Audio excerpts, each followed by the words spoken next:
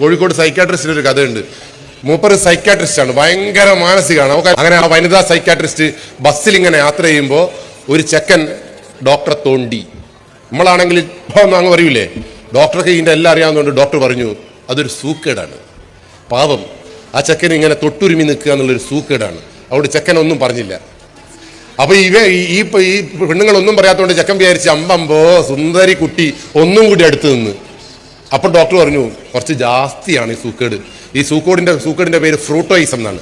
ഫ്രൂട്ടോയിസം ഈ പെണ്ണുങ്ങളാണ് ആണുങ്ങൾ പെണ്ണുങ്ങളെ പോയി തോണ്ടുകയും മാന്തുകയും പറ്റി നിൽക്കുകയും ചെയ്യുന്നതിന്റെ സൂക്കേട്. നമ്മൾ മലയാളത്തിൽ വേറെ വാക്കാ പറയുമെങ്കിലും അതിന്റെ ശാസ്ത്രീയമായ പേര് മറന്നുകൊണ്ട് ഫ്രൂട്ടോയിസം. അങ്ങനെ ഡോക്ടർ പറഞ്ഞു ഫ്രൂട്ടോയിസമാണ്. അപ്പോൾ ഫ്രൂട്ടോയിസം എന്ന് പറഞ്ഞപ്പോൾ ചെക്കൻ വീണ്ടും വിചാരിച്ച് അമ്പമ്പോ ആവേശം മൂത്ത് ചെക്കൻ്റെ കൈ ഡോക്ടറെ മേത്ത് വെച്ച്. അപ്പം പറഞ്ഞു അമ്പോ ഇത് വല്ലാത്ത ഫ്രൂട്ടോയിസമാണ്. അങ്ങനെ ചെക്കൻ വിചാരിച്ചിട്ട് ഈ ഡോക്ടർ വീണ്ടും സപ്പോർട്ടാന്ന് വിചാരിച്ചപ്പോൾ എൻ്റെ കൈ ഏടല്ലോ പരതിയപ്പോൾ ടീച്ചർ കാലമ്മിലുള്ള ചെരുപ്പെടുത്തോ ഒറ്റടിയും കൊടുത്തപ്പോൾ ഡോക്ടർ കൊടുത്തപ്പോൾ ചെക്കൻ മരണപ്പാത്തില്ല. അപ്പോൾ അപ്പുറത്തിരുന്ന വയസ്സായവർ പറഞ്ഞ് ഇതാദ്യേ ചെയ്തിട്ടുണ്ടെങ്കിൽ ചെക്കന് ഇങ്ങനത്തെ ഒരു ഗതികേട്. അപ്പോൾ ഡോക്ടറോട് പറഞ്ഞു ഫ്രൂട്ടോയിസം ഞങ്ങൾക്ക് പറയാനും കീറിപ്പറിച്ച് പോവുകയെന്ന് ആ വയസ്സായ ആൾ പറഞ്ഞപ്പോഴാണ് നമ്മളെ ശാസ്ത്രീയതയൊന്നും എല്ലായിടത്തൊന്നും നടക്കുകയില്ല. അതുകൊണ്ട് സൂക്ഷിക്കണം. കേരളത്തിൽ പ്രണയത്തിൻ്റെ മറവിൽ പോലും കച്ചവടം നടക്കുന്നത് ഈ ഡ്രഗാണ്. ഞങ്ങൾ കണ്ടെടുത്തോളം ഇതൊരു വെള്ളപ്പൊടിയാണ്. ഇതൊരിക്കലും രക്ഷകർത്താക്കൾ വിശ്വസിക്കാത്ത എന്താ പറയുക, ഇനി 2500 മുതലായും 45,000 രൂപ വരെ വിലയുണ്ട്. യൂറോപ്പിൽ ഇനി 45,000 രൂപ, എത്ര കിൻഡലിനല്ല ഒരു ഗ്രാമിന്. ഇത് ഏറ്റവും കൂടുതൽ ഉപയോഗിക്കുന്നത് പെൺകുട്ടികളാണെന്നാണ് ഇപ്പം പുതിയ കണ്ടെത്തൽ. എന്തുകൊണ്ടാണ് പെൺകുട്ടികൾ ഇത് ഉപയോഗിക്കുന്നതെന്നറിയോ? ഇത് അങ്ങോട്ടും ഇങ്ങോട്ടും കൊണ്ട നടക്കാൻ ഏറ്റവും സൗകര്യം പെണ്ണുങ്ങൾക്കാണ്. ഇത് 1-2 ഗ്രാം 5 ഗ്രാം പോലും പെൺകുട്ടികൾക്ക് ഏടെ വേണമെങ്കിൽ ഒളിപ്പിച്ചുകൊണ്ടോ കൂടെ. ഈ നമ്മളെ പെരുമ്പാവൂരിൽ നിന്ന് ഇപ്പോൾ 1.5 കിലോ ഈ രാസലഹരി ആരുടെ കയ്യിൽ നിന്നാണ് കിട്ടിയത്? ഒരു പെൺകുട്ടിയുടെ കയ്യിൽ നിന്ന്. നേടുന്നാണ് കിട്ടിയത്? ആ പെൺകുട്ടിയുടെ അണ്ടർവെയറിൻ്റെ ഉള്ളിൽ ആ പെണ്ണ് വെച്ചത്. പോലീസിന് ഇങ്ങനെ പരിശോധിക്കാൻ പറ്റുമോ? അണ്ടർവെയർ താത്ത് നോക്കട്ടെ, അങ്ങനെ പറയാൻ പറ്റുമോ? അപ്പോൾ സ്വാഭാവികമായിട്ടും നമ്മുടെ പ്രൈവസിയുടെ ഭാഗമായി പലപ്പോഴും നമുക്ക് ചെന്നെത്താൻ കഴിയാത്ത സ്ഥലത്ത് ഈ സാധനം 1-2 ഗ്രാം കടത്തുവാൻ ഏറ്റവും നല്ല മാർഗം പെൺകുട്ടിയാണ്. എന്തുകൊണ്ടാണ് പെൺകുട്ടി ഈ ലോകത്തേക്ക് വീഴുന്നത്? എന്തുകൊണ്ടാണ് കുട്ടി ഈ ലോകത്തേക്ക് വീഴുന്നത്?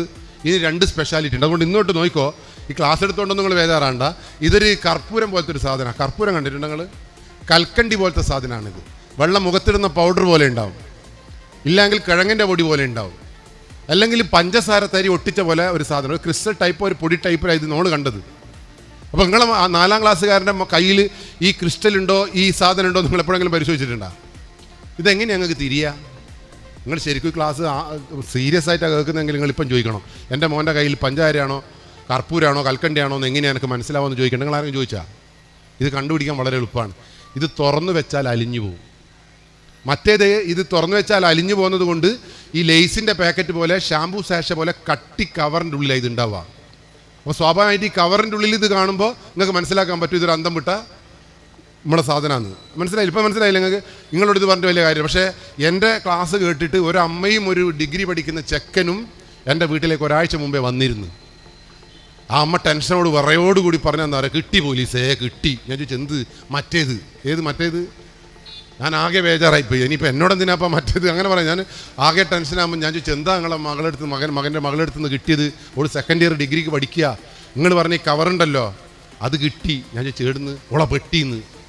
ഞാൻ പറഞ്ഞു കിട്ടിയ സാധനം ഒന്നും ഇങ്ങോട്ട് ഞാൻ വിറകൈകളാൽ, മനസ്സിലായില്ല, ഒരു കുടുംബം നശിക്കാൻ പോകുന്നൊരു വിറകൈകളല്ല സാധനം എടുത്തു നോക്കുമ്പോൾ ഇല്ലേ നമ്മളെ ഫ്ലാസ്കിൻ്റെ ഉള്ളിൽ മണം വരുന്നതിന് ഒരു പൊടി ഇടൂല്ലേ, ഒരു സാധനം കണ്ടി നിങ്ങൾ കവറിൻ്റെ ഉള്ളിൽ ഒരു തരി പോലത്തെ, ഈ പെട്ടീൻ്റെ ഉള്ളിലും അതുണ്ടാവും.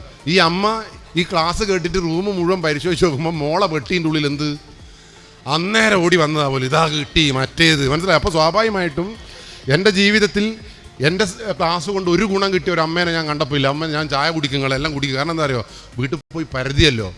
ആ പരതലാണ്, ആ സംശയമാണ് ഈ ലഹരിക്കെതിരെയുള്ള പോരാട്ടത്തിൻ്റെ വിജയമെന്ന് ഞാൻ കണക്കാക്കുന്നു. അവിടെയാണ് ഈ സംശയമില്ലായ്മയാണ് നമുക്ക് അവർക്ക് എന്താവുന്നത് കരുത്തേക്കുന്നത്. പറഞ്ഞ മനസ്സിലായല്ലോ?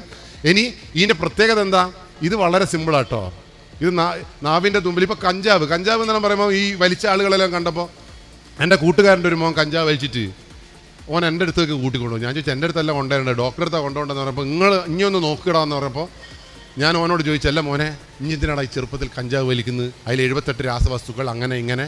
എനിക്കൊരുത്തനെ കിട്ടിയതോടുകൂടി ഞാൻ മോനെ ഉപദേശിച്ചങ്ങ് കൊന്ന്.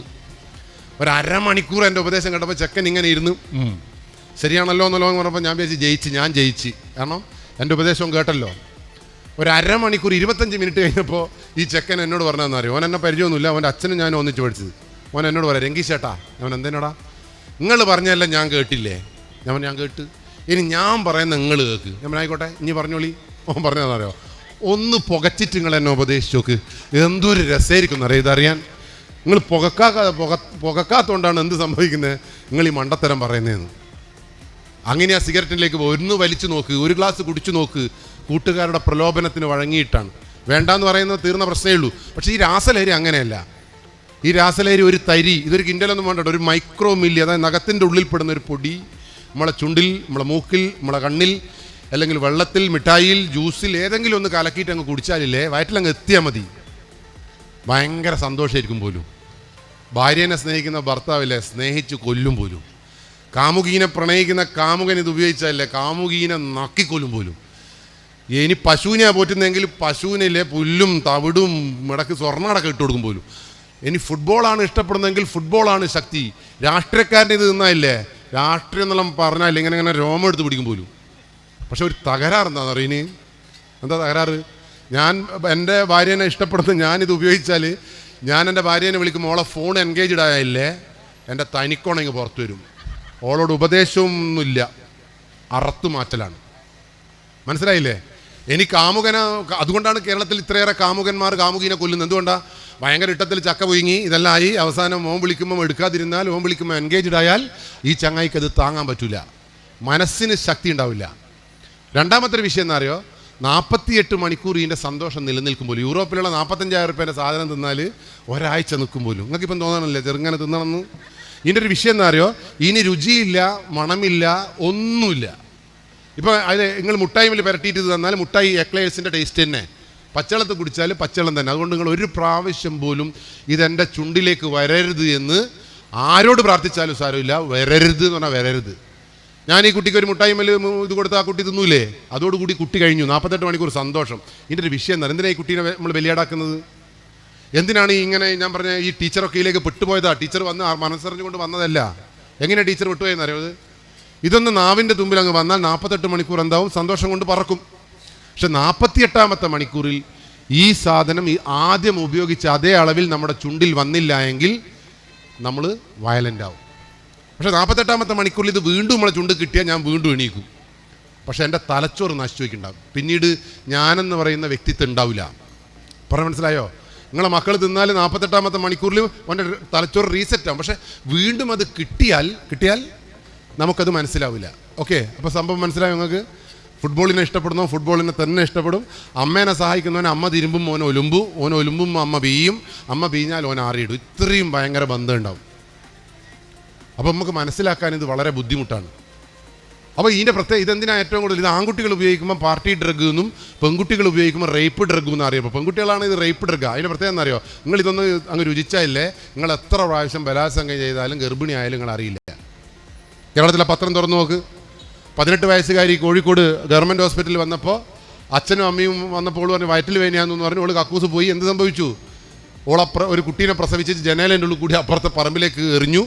ഡോക്ടർ ആ നേഴ്സ് ഇത് കേട്ടപ്പോൾ കുട്ടീനെ കരച്ചിൽ കേട്ടപ്പോൾ എടുത്തു നോക്കുമ്പോൾ 2,900 ഗ്രാം ഭാരമുള്ള ചന്ദനത്തിൻ്റെ കളറുള്ളൊരു പെൺകുട്ടി. ഏടുന്ന വന്നേന്ന് നോക്കുമ്പോൾ ജനലിൻ്റെ അടുത്തുകൂടി ഇങ്ങനെ ഈ പൊക്കിൽ കൂടി ഉരഞ്ഞു മാറിയ നനഞ്ഞ അത് കണ്ടപ്പോൾ ആ നേഴ്സിന് മനസ്സിലായി ഈ കുട്ടി. അപ്പോൾ വന്നു നോക്കുമ്പോൾ ഒരു 18 വയസ്സുകാരി ഒരു കൂസലും ഇല്ലാണ്ട് ഇങ്ങനെ പ്രസവിച്ചിട്ട് ഇങ്ങനെ നിൽക്കുന്നു. എൻ്റെ വിഷയം എന്താ പറയുക, അച്ഛനും അമ്മയ്ക്കും ഈ കുട്ടി 9 മാസം ഗർഭിണിയായത് വീട്ടിലുള്ളത് അറിഞ്ഞില്ലേ അമ്മയും അച്ഛനും? എറണാകുളത്ത് 21ാമത്തെ തട്ടിലുള്ള ഫ്ലാറ്റിലെ പെൺകുട്ടി 9ാമത്തെ മാസം അല്ലെങ്കിൽ 6ാമത്തെ മാസം ബാംഗ്ലൂരിൽ നിന്ന് പഠനം ഉപേക്ഷിച്ച് ഞാൻ പഠിക്കുന്നില്ല, അച്ഛൻ്റെയും അമ്മേൻ്റെയും കൂടെ ജീവിക്കുന്നതെന്ന് പറഞ്ഞിട്ട് ആ വീട്ടിൽ ജീവിച്ചപ്പോൾ ഒരു 9.5 മാസമാകുമ്പോൾ കുട്ടിക്ക് വയറുവേദനയാവുന്നു, ബാത്റൂമിൽ പോകുന്നു, കുട്ടി പ്രസവിക്കുന്നു.